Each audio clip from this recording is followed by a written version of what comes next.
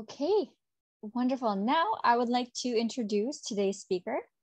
Cheryl Evans leads Intact Center's initiatives Cheryl Evans is with the Intact Center on Climate Adaptation. Cheryl leads initiatives whose primary objective is to mobilize on-the-ground action to improve the resilience of Canadian homes, businesses, and communities to flooding and wildland-urban interface wildfires.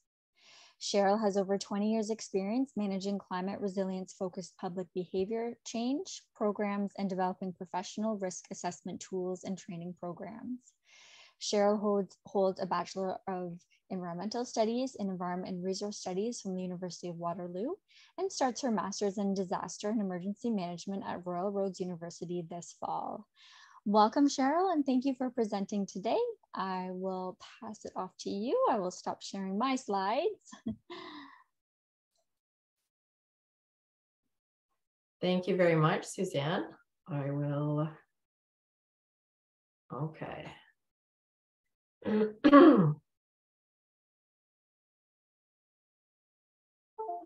Hopefully the technology will behave itself.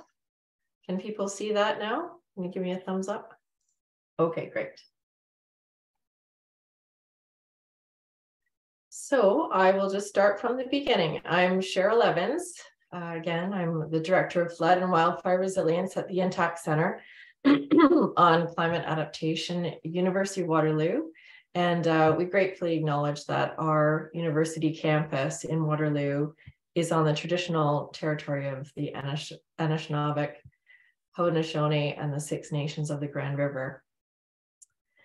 Today's presentation is called Collaborating with FireSmart Canada to Strengthen Community Wildfire Resilience. It will really be focused on the idea of collaboration and making an impact in community and actually tracking data to see if you're actually making a difference and how you can improve your programs in communities.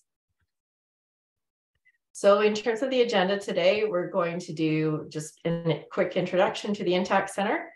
We're going to discuss community engagement tactics to boost climate resilience based on our research. And we'll highlight the current collaborations that we have with FireSmart Canada, things that include infographics, door-to-door climate conversations programs, technical checklists, professional training programs, and climate resilient scorecard projects. Then we'll have 5 minutes for questions at the end. So first of all, the Intact Center is based at University of Waterloo, and we are an applied climate adaptation research center with a national focus. We were launched in 2015 with a gift from Intact Financial Corporation, but the little asterisk and gray box at the bottom there is very important. It reinforces that we operate independent of all funders, and we do not benefit from the sale of any products or services. That's really important in our work in community engagement, building trust for organizations and residents to understand that we are an independent research organization. So the Intact Center has two main goals. The first is to change the national conversation about climate change to address and include climate adaptation. The second is to work with residents, communities, and businesses to reduce risks associated with climate change and extreme weather events. We focus primarily on the perils of flood, wildfire, and extreme heat. And we often now know that these things often happen simultaneously. So this slide is really just a quick summary of all of the behavior change support practices that we've learned over the last 7 years at the Intact Center, but also I learned about that in my other work with community partners and in the private sector as well. The big picture here is that change happens one step at a time, and getting from one step to the next takes effort and energy.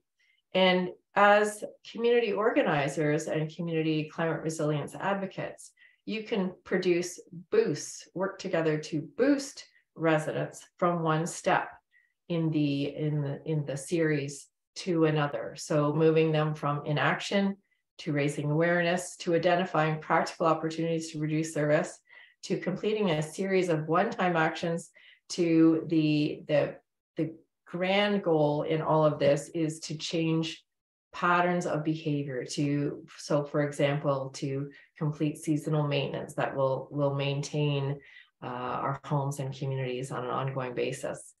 So one of the most important things that we've learned is that people are very busy. They have a lot of competing priorities, and they're also very, very selective about who they trust for information. More and more, as we get more and more information from the internet, various sources, we're bombarded with information, and critical to whether or not we will listen to that information is the source of the information. Who do we trust? Who will we even consider listening to? So I have a whole presentation that looks at the different tactics that you can engage in to help residents move from one step to the next. And I can share that with you as an additional presentation. If you want, you can just reach out to me. But for now, I just have one slide that I've drawn from that presentation. It really focuses on tactics that we can use as a community to boost progress from awareness to identifying opportunities to reduce risk. So the things that we can do that we found work well at the Intact Center are to create self-help infographics, create really simple, user-friendly, stepwise information that helps people think about what can they do and what steps can they take, what's a logical progress. So the complex research that we did and the data that we've collected, we decided to summarize it in a really simple stepwise fashion. From step 1, maintaining what you've got at least twice a year. Step 2, complete simple upgrades. And number 3, complete more complex upgrades. So that is a process that we found is very engaging to the public. It's something you can share out, and you can see the infographic that's pictured here is flood. We started with flood and we eventually expanded into other perils, but you can see this infographic itself was shared by a variety of trusted organizations. This is Nova Scotia, so Buttonkeck First Nation, Antigonish County, and the town of Antigonish. They all collaborated to push this out in their communities in ways that would work for them. We then took that infographic and realized, well, we need a way to actually measure reach and measure if there's any impact from sharing that information. So we took these 3 steps infographic and created a self-help app that people could use to help them identify what they'd already done and help them identify what they might like to do in the future. And we can also get follow-up data from them about what they've actually done with that app. Now, at this time, we started thinking about, okay, if we want to actually collaborate with other partners, who can we collaborate with to use this approach? That's where we connected with FireSmart Canada. And at the end of this app, we also encourage people to do the FireSmart Begins at Home app through FireSmart Canada. So we cross-promote each other's apps. So that was the beginning of the journey with FireSmart Canada. One of the things that we did was we took simple infographics, resources, and collaborated with those trusted partners in community to get the word out. So it's not just who has created the information, it must be trustworthy, but who is sharing the information. So residents' trusted advisors may include their family, friends, and neighbors. That's actually the most commonly cited source of trusted information. Faith group and community group leaders, social agencies, contractors are a very significant one. Retailers, local governments, fire departments, insurance brokers, not-for-profits, real estate agents, and home inspectors. And as residents are weighing information that they're receiving, the level of trust weighs significantly on whether or not they're going to be making a change. And the ones that are trusted more, they figure more prominently in the decision-making process and have more influence than those who are not trusted. And this is just an example when we collaborated with the Clarington Fire Department. They had an open house. They were talking to people about how to reduce their risk of home fires, but also their community had experienced a significant flood, and the fire department was the first responders. And so they needed to get the information about home flood protection out to their residents to make sure that they knew what to do to reduce their risk. So this 3 steps document worked quite well, was widely received, well received and widely distributed. And that's where we continue the partnership with FireSmart Canada. We worked with them to identify some of these best practices that they had shared with residents for roughly 2 decades, and to take a simple approach with them to say, what can you do at first for free? What can you do as a simple upgrade for low cost? What can you do as a more expensive upgrade? So we collaborated with them to create 3 steps to cost-effective FireSmart home and share that out with them.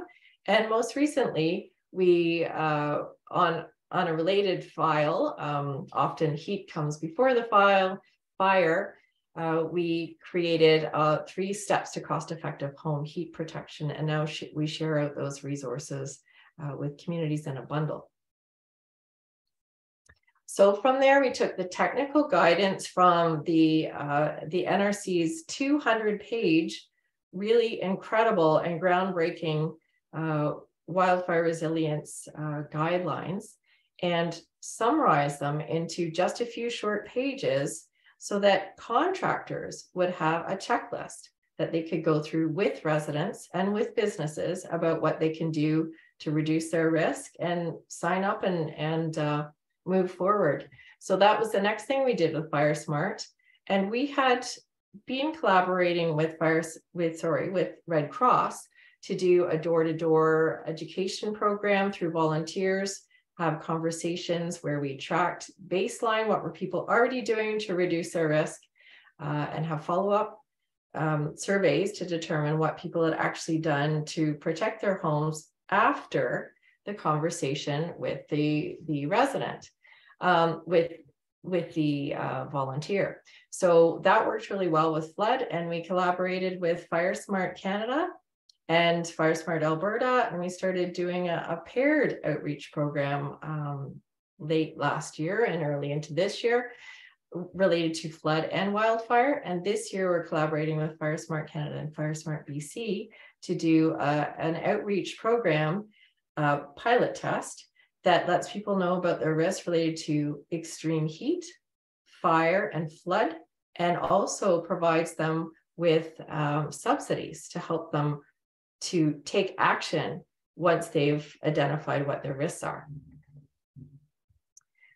We also developed a training program to empower those trusted information conveyors, such as insurance brokers, home inspectors, mortgage brokers, realtors, and property appraisers. And we just developed a simple program with their national organizations to raise awareness about what the risks are and how they could share information out, but also how it would benefit them and their clients, and essentially to boost their own business potential. So it's a win-win for everyone. And that works very well. And we are now collaborating with FireSmart Canada to develop a training course for landscape professionals. That will happen, it will start launching late fall 2023, with the goal of sharing that out in a very simplified version, again, with home inspectors, realtors, etc.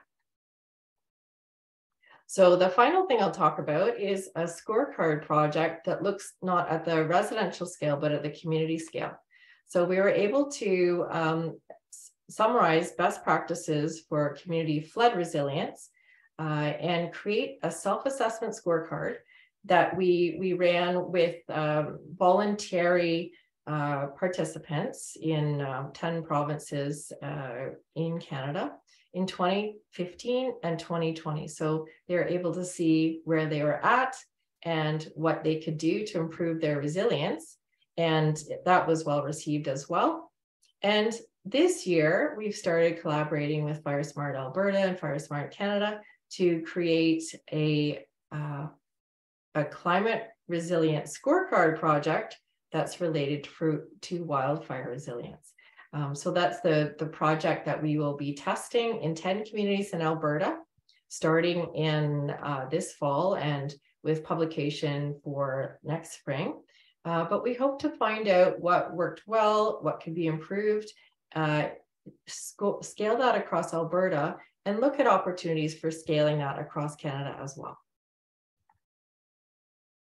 So this is just, of course, the tip of the iceberg for research information, for resources. And just wanted to invite you to please have a look at the amazing resources available from FireSmart Canada. And also take a look at our website to see the depth and breadth of resources that we have. And please keep the conversation going. I'd love to hear from you. And like I said, please reach out to me if you'd like the more detailed slide deck about the behavior change tactics in communities. So with that, I think I will end it there. And I believe we have a few minutes for questions. So Suzanne, please take it away. Yes, thanks, Cheryl. Wow, excellent suite of resources. Let's see if anybody has any questions. I don't see anything in the chat box. If you'd like to ask a question using your microphone, go ahead and raise your hand, and I will pass it to you.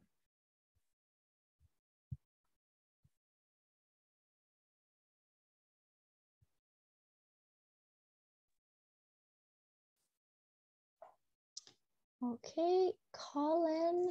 Oops. Oh, sorry about that. I think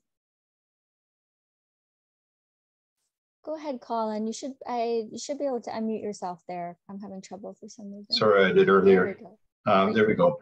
Hi, Cheryl. I'm based in Whistler on the West Coast, Squamish and Lilwat territory.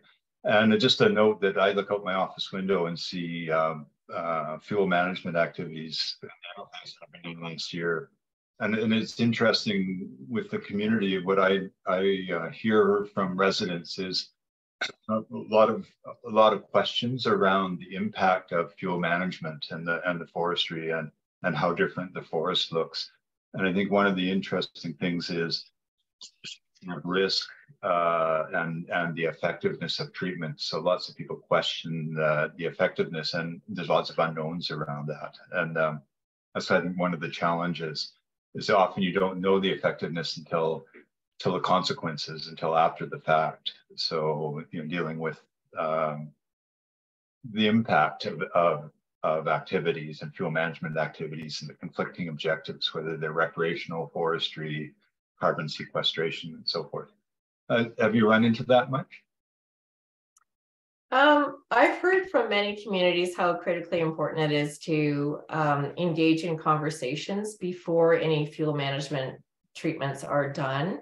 Find out what questions communities have, where they're at in sort of this steps in understanding, and to be open to their questions and their suggestions, and to, if they, for example, are interested in understanding why this is being done, it's really useful to share case studies of other organizations, other communities that have done something similar and had a positive impact that improved resilience. People do at the home level as well. They want to know that this is not just theoretical, that this is not something that's just a nice idea, that this is actually based on research and it's been thought of very carefully, and that when it is going to happen, people will get notice that it's about to happen, and ways to prepare, for example, if there might be some smoke impact. So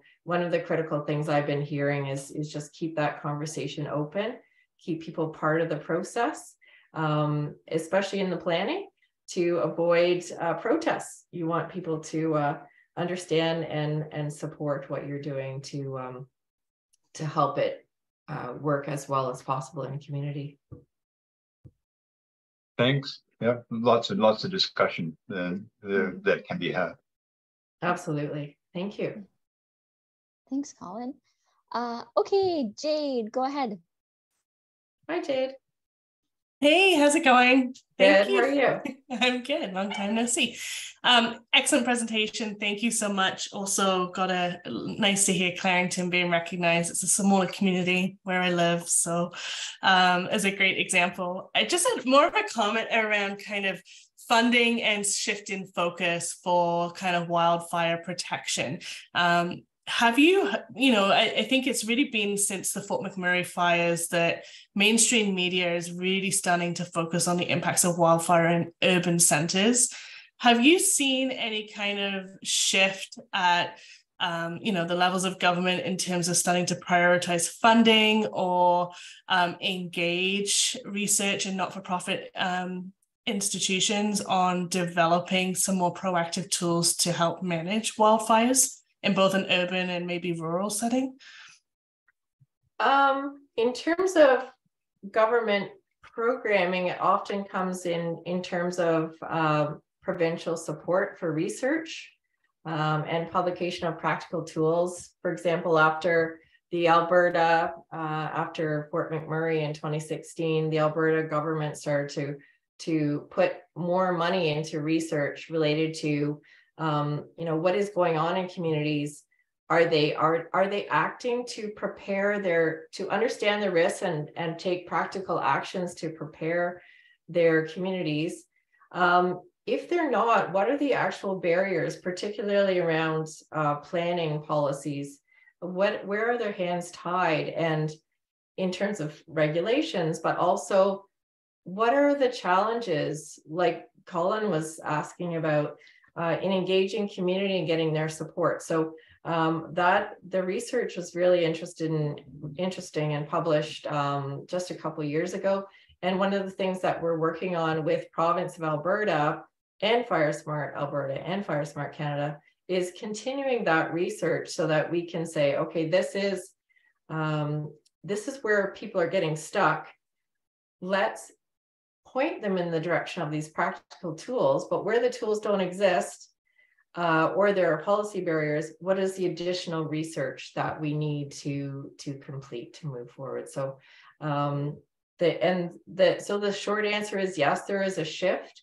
And after this year's record-breaking wildfire season, it's a very strong prompt for conversations at the federal level. To take a lot of the guidance that they've invested so much money in developing and helping to implement that at the national model code level, and to provide additional supports to provinces. So it's really sparking a lot of very significant conversation right now. That's really, really interesting to hear, like the process that Alberta went through, and hopefully other provinces, especially on the East Coast, that aren't as familiar with these situations will start to follow suit quite quickly. Thank you. Definitely. You're welcome. Thanks, Jade and Cheryl. Are there any other questions for Cheryl?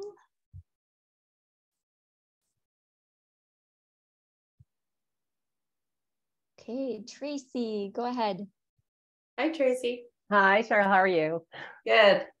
I don't know if you and I talked, I think we talked about this a little bit in the last meeting that we had, but I just kind of, one of my questions, and maybe you're not the one to answer this, but it's becoming more and more clear to me that clearly we were looking at acknowledging Indigenous proactive fire management and stuff to get rid of underbrush and things like that to kind of control wildfire a little bit more, and embracing the idea that wildfire is actually, a natural process. And we've talked about that certainly to death, but I'm concerned because that what we're talking about is a lot of the things we're talking about, management of that underbrush and things like that. We're talking about controlled burns, and it just seems counterintuitive when we're talking at the same time about, mitigation and not releasing GHGs or carbon into the atmosphere, but we're going to do controlled burns. And it just seems like, is there any that you're aware of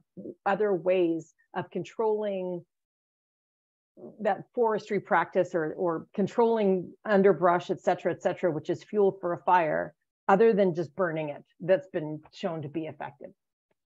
Sure. So the FireSmart folks and forestry folks are, of course, experts in looking at what are the best options for fuel management. Is it fuel removal? So is it, logging? For example, you can turn those trees into commercial products, obviously. It is switching the type of tree or the type of fuels for one type of tree, say that's more fire prone, to something that's still commercially valuable, but is less fire prone. And then, of course, there's the things like controlled burning, but you can also do things like partner with local farmers and get the sheep and the cows and the very tough goats to be grazing. Now, something fascinating, and we're just about to launch a national wildfire resilience report, probably September, early October. But one of the case studies in there is fascinating, and it's from Australia. They've had their lots of share with wildfire, lots of experience, but they've run the numbers, and what they've found is that when you do your preventative burning, your controlled burns, it reduces the likelihood that you will have these large out of control burns. And they found that by supporting through their greenhouse gas reduction program, supporting control burns and giving organizations greenhouse gas credits for doing that, you actually reduce the likelihood that you'll have a very significant greenhouse gas output from an out of control wildfire. So I can send you the case study right now if you want. But it's so counterintuitive, such a fascinating idea that you would burn to reduce likelihood of burning. Mm-hmm. And it's a great something that we need to start talking about, of course, with Indigenous collaborators. But it does sound counterintuitive, but to reduce the amount of fuel is really what the key is, to reduce the likelihood of these high intensity out of control fires. Okay. So that's part of their greenhouse gas credit program. And it turns out that it's Indigenous fire keepers that manage large swaths of land. They're actually creating more greenhouse gas credits than other players. So they get to sell those credits to those other organizations. So it's a win-win for them. They've got staff, they've now got money coming in. It's a tremendous, exciting notion. Thank you. You're welcome. There's a lot of really great comments coming in about this.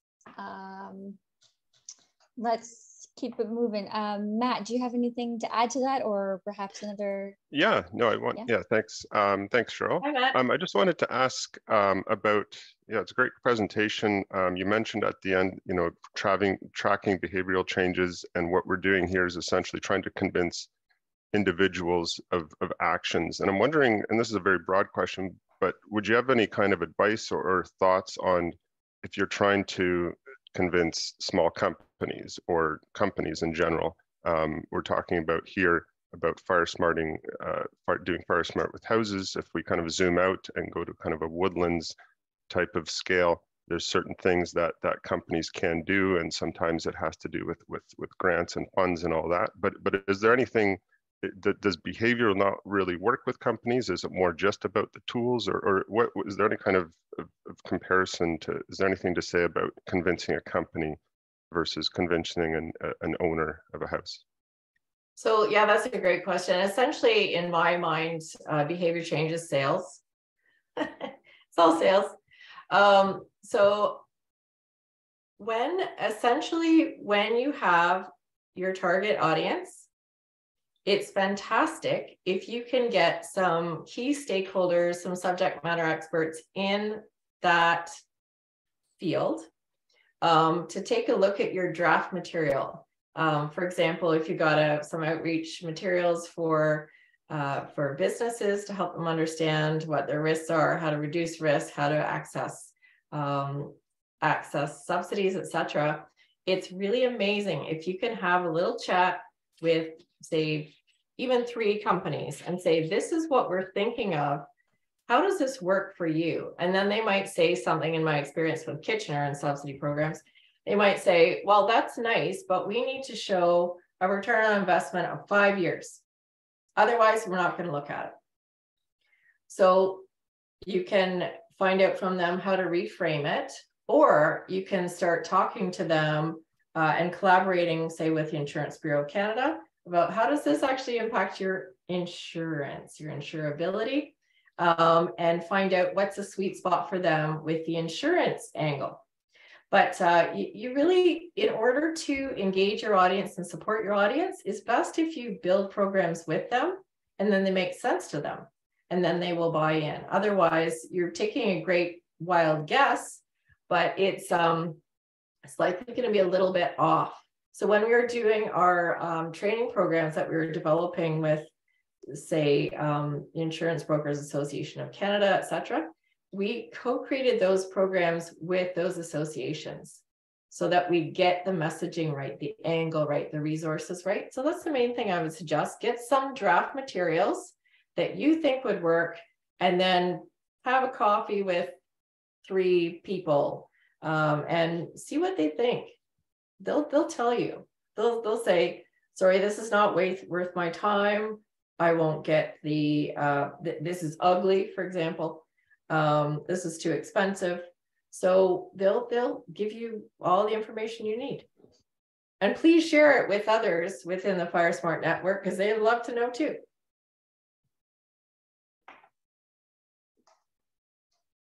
I wonder, does anybody else on the call have experience with this? Feel free to raise your hand. Okay.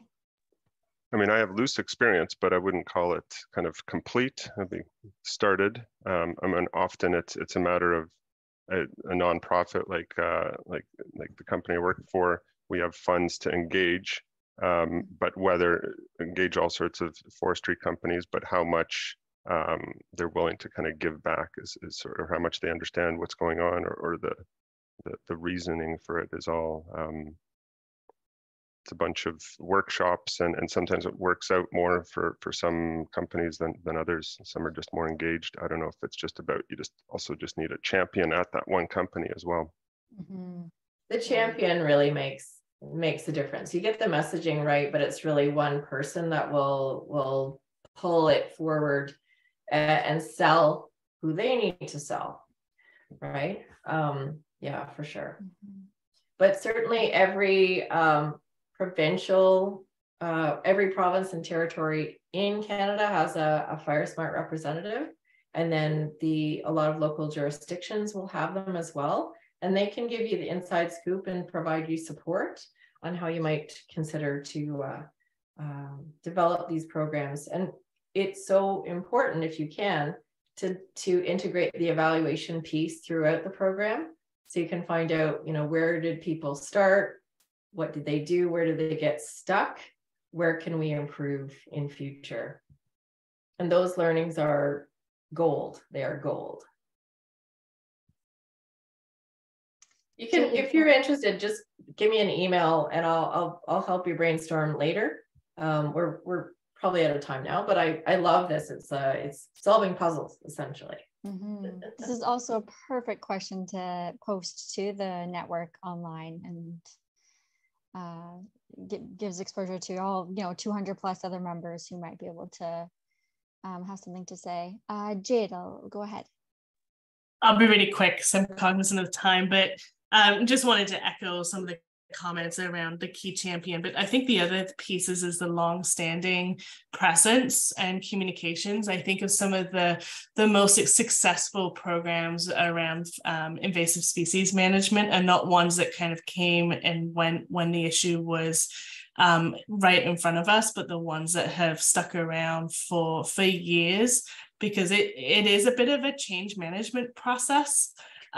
These communication pieces, and change takes time. You of course have the early adopters, but then you have the laggards, and if we're truly going to be successful with any engagement program, it really has to have a long time period. And the challenge with that is, for the NGOs, especially that are running them, is funding is typically short term. It's still very much politically driven, unfortunately. And that, I think, is like the biggest mechanism that needs to shift for us to be successful in all adaptation programs.